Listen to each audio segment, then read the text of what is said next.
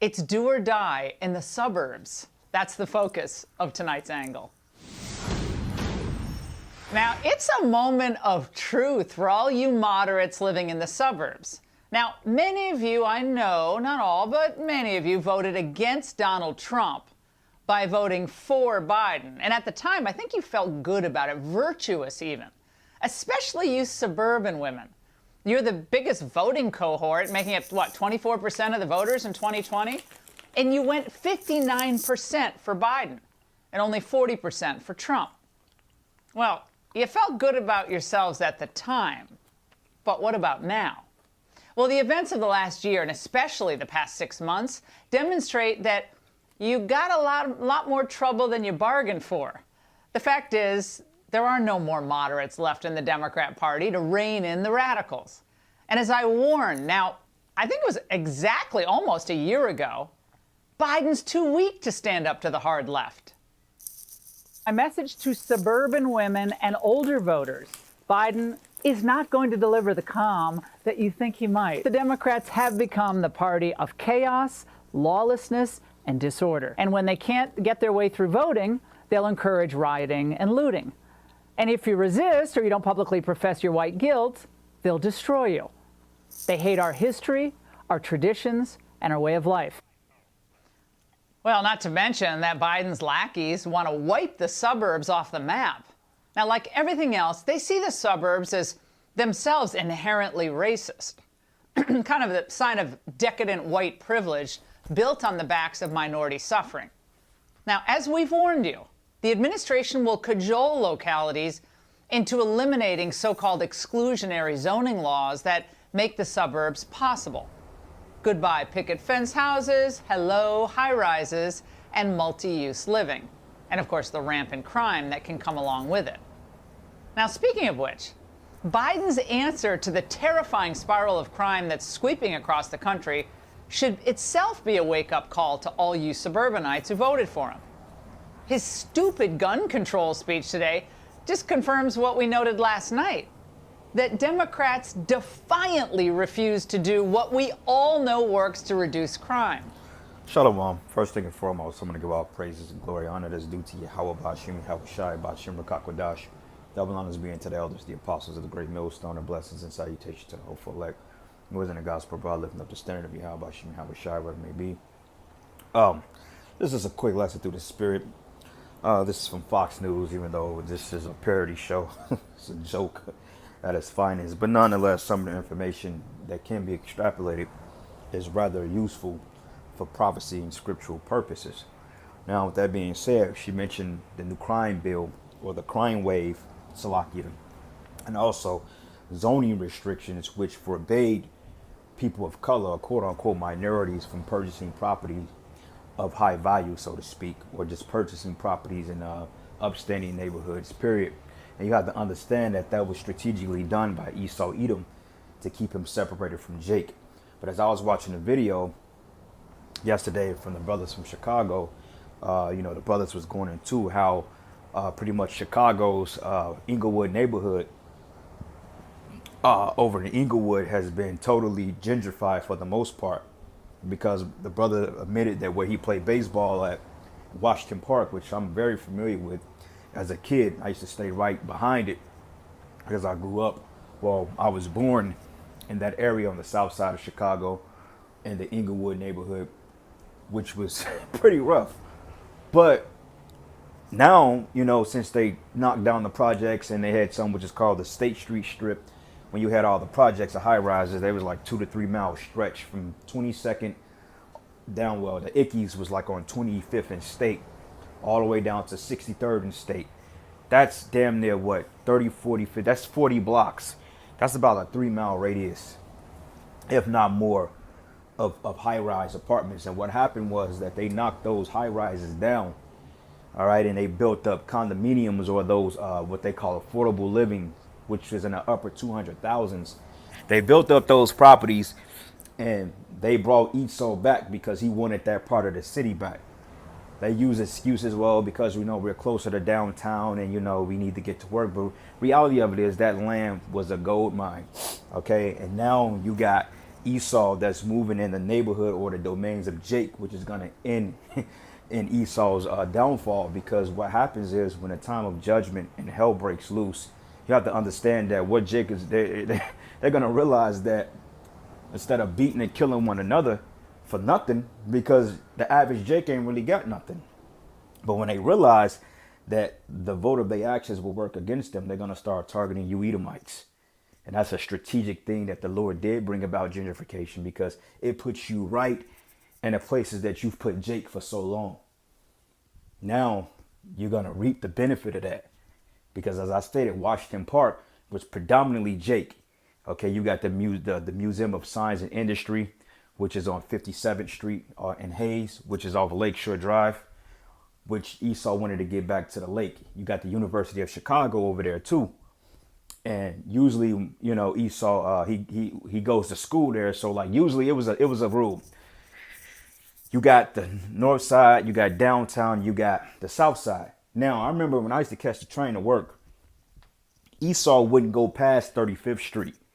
Okay, that's called the Bronzeville area, where the Chicago White Sox Stadium is at. It's called Bronzeville. So what happened is that was Esau's stopping point. That's a stop at the 22nd, Chinatown, Cermak, Moab. Now Esau was going all the way up to fucking 87th Street. And that was pretty much unheard of the last decade or so because of crime. Because there wasn't really no Edomites in the mid of the south side. There was more out in the suburbs and like Evergreen Park and, you know, Beverly Hills, etc. Oakland, you know, they was all the way out there, and they pushed Jake to like Calumet City, Cal Park, Riverdale, Dalton, you know, so forth. They pushed Jake out there because they tore down the projects. But, you know, now Esau, he's right in the midst of Jake, getting off on 55th Street, 63rd Street, you know. So, hey, man, it's finna be bad for you. And that's pretty much what she's going into. All right. So I got a precept here I want to get. This is the book of Job 21. And I'm going to start at verses 7.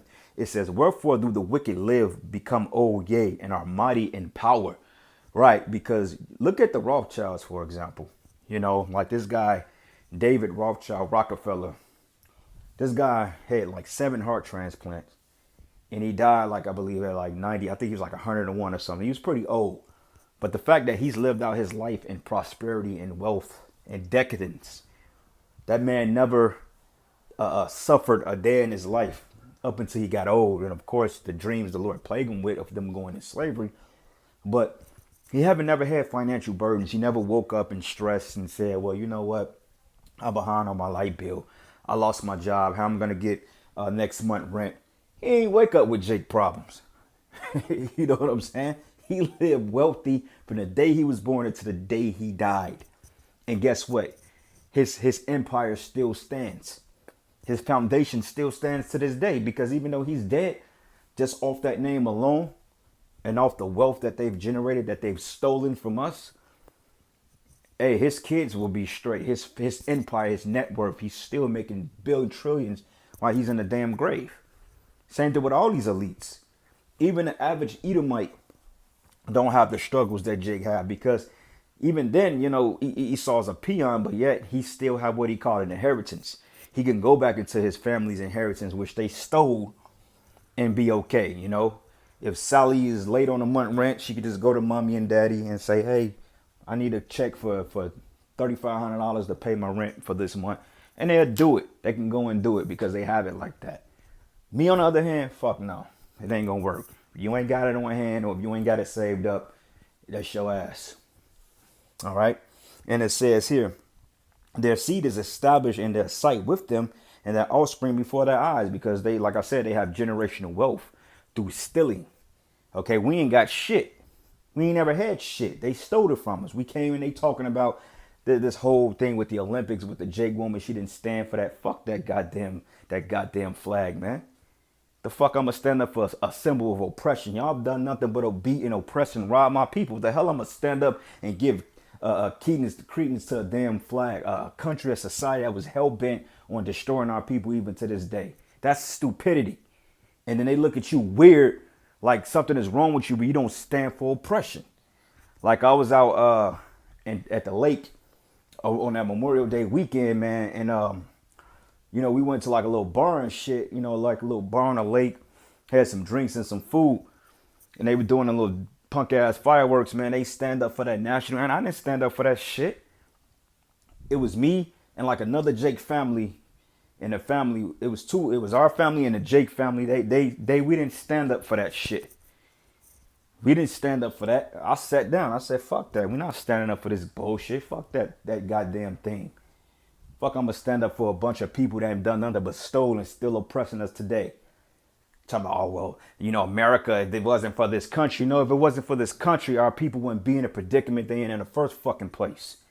So don't give me that bullshit about, oh, well, you know, you should stand. Fuck that. Fuck that. I'm not standing for a goddamn thing. If it ain't for Yahweh Shem Yahushua, then fuck you, man.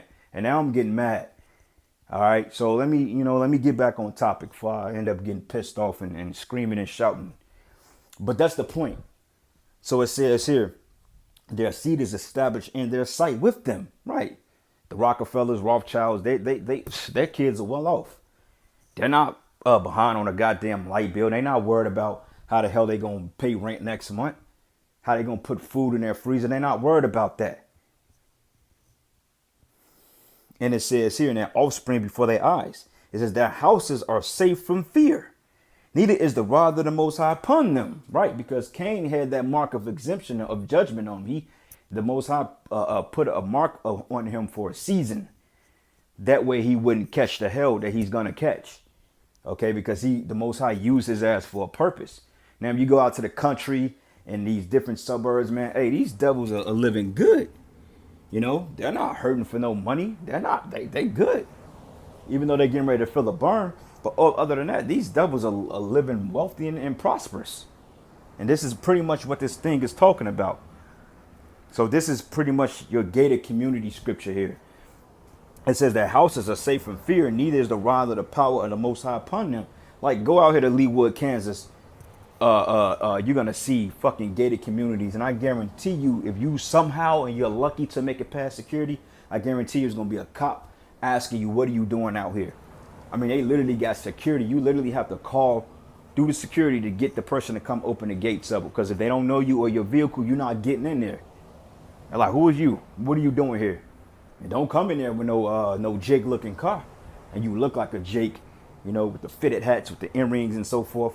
Like, they had certain rules, man. Hey, in Evergreen Park, if you pass 95th and Western in Chicago, they say you better take your hat off. Because, hey, Esau, he's profiling heavy. I was out there about a month ago in May. When I drove through there, they was pulling motherfuckers over left and right still. So it's a mess. But, hey, that's getting ready to end, because now you getting ready to have judgment at your front door. Thus says Yahweh Shem Yahushua. It says here, their bull generate and fail not. Their cows calveth and casting out her calf. And they send forth their little ones like a flock, and the children dance. Like, if you go on the side of these highways, if you're driving through the Midwest, you notice you see a lot of farms, you see a lot of cattle out there, you see a lot of bison, you see a lot of elk, you know, you see cattle, etc., horses, you know, little chickens and so forth. You see all that out there. Why? Because, hey, they are prosperous. Why we got to go to the fucking supermarket and get tainted meat? They got it right in their farmlands, and it's working for them. But you Negroes want to stay here in America. And they're doing that in favor of empty symbolic gestures that satisfy their rabid anti-Second Amendment base. Now, under the leadership of President Bill Clinton, and with the help of then Senator Joe Biden and Republicans, remember, they all tackled rising crime in the 1990s, did a good job of it. But now that the crime bill, yeah, but the crime bill was set up to put a lot of Jakes in prison unjustly. And guess what? Kamala, the Amazonian giantess, was behind that, right along with Biden, right along with your quote-unquote black president, which that nigga is clear as Fiji water, nigga Bill Clinton, man. Okay, and he was not a so-called black man. Bill Clinton was an Edomite of an Edomite. He the one that came up with the whole 3 strikes law on your stupid ass. And on top of that, he was responsible for the enforcement on child support behind you Negroes. And his wife adopted the sentiment of eugenics based on Margaret Sanger. And guess what? That's Bill Gates. I believe that's like his grandmother or something like that. They all eugenists For all you dumb jakes out there that seem to think that these people are your friend. These people hate your fucking guts, man. You know what I'm saying? So, boy. Left is in charge, they're simply never going to crack down on crime. They just mouth platitudes about community engagement, and then they shovel taxpayer money out the door to their cronies. This is not defunding our communities, it's investing in them for crime prevention and for community building and social services. Fostering trust with and earning legitimacy in our communities. We know summer jobs, training, and recreation for young people work. It was a damn demon. They help make sure young people pick up a paycheck instead of a pistol. There are a lot of things that we need to do on the law enforcement side. But yet I bet your Edomite ass got all types of guns in your bunker. And you trying to defund citizens from protecting themselves. But yeah, you got every fucking gun in the world. In case somebody roll up on you and yours. You could defend yourself. But according to the Americans' right, the Constitution, Second Amendment, everybody should have the right to bear arms. But yeah, you slowly taking that away from people. You know, amending amendments and shit like that. You devils are a bunch of damn hypocrites. And this is why the Most High is getting ready to judge your whole nation. Including, by the way, addressing the rise in domestic violent extremism. Yeah, this is easy. There's only two of them. Divide and conquer. Can always count on Maisie for real wisdom. Now, meanwhile, the bodies continue to pile up as crime skyrockets, taking not just black lives, but blue lives as well. On Monday, 19-year Colorado police force veteran Gordon Beasley was ambushed in broad daylight, shot and killed. Today, we learn more about the suspect's motives. I can tell you that Gordon was targeted because he was wearing an Arvada police uniform and a badge. Officer Beasley was... So be it, man. You target Jake all the time. Ain't that what you symbolizes? Aren't you basically a slave patrol?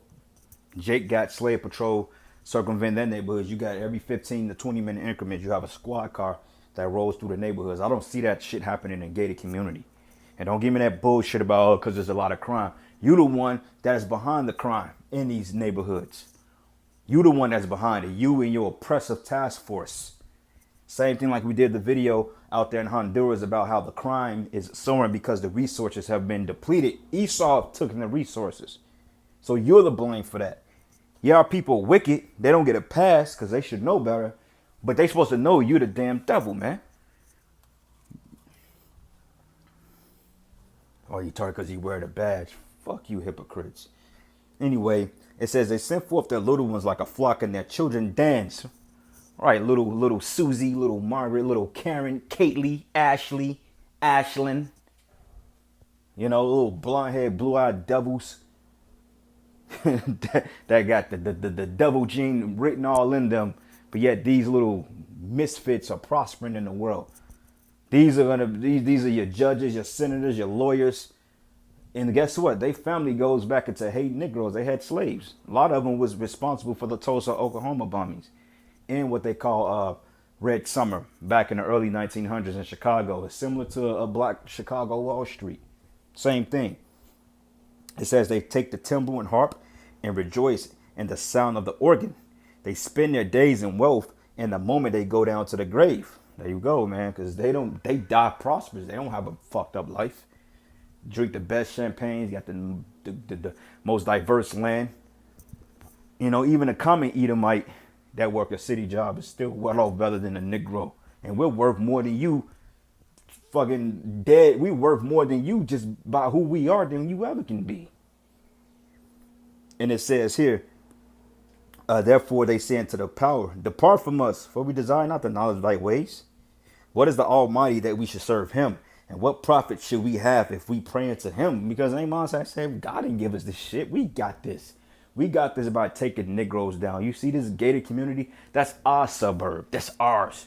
The reality of it is, you damn devils, you stole everything from us. The reason why you have a prosperous society is because Negroes, Latinos, and Native Americans. Because without us, your society will amount to shit, man. Okay? It will amount to shit. And it got so bad to the point you've even got your own people working, building shit up. You got these Edomite construction workers out here busting ass now, man. They feel the pain, which a lot of them could be Jake, but a lot of them are Esau too. But nonetheless, we the one that built your foundation.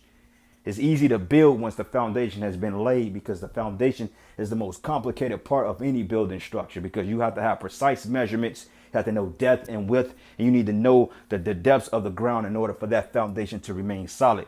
And you devils couldn't build the foundation if you were paid to do it. Jake built that. So get out of here with all that, man. I've done it myself. You didn't do a fucking thing. But still, take, rob, murder, lie, cheat, deceive. Your whole nation, you just a violent, you just a nation of evildoers and demons, man. That's all your history go back to. You're not innovative. You're not creative. You're nothing. You just skill in wickedness.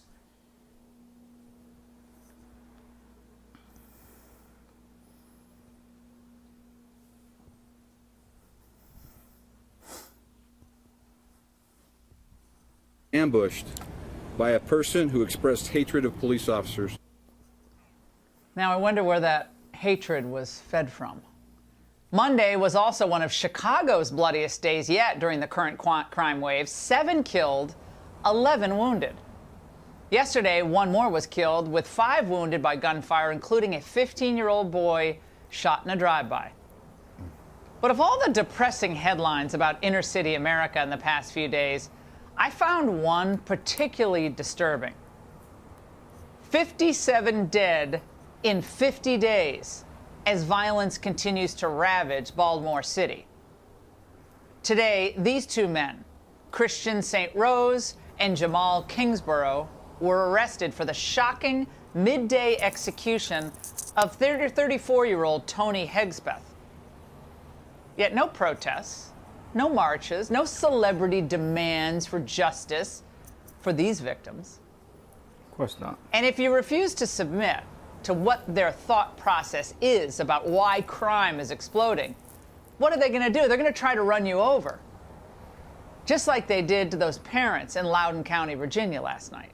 All right, so, man, anyway, I'm going to end it. I'm going to get a couple more precepts, and we're going to end it there, because scriptures say violence covered them as a garment. Violence covers them as a garment.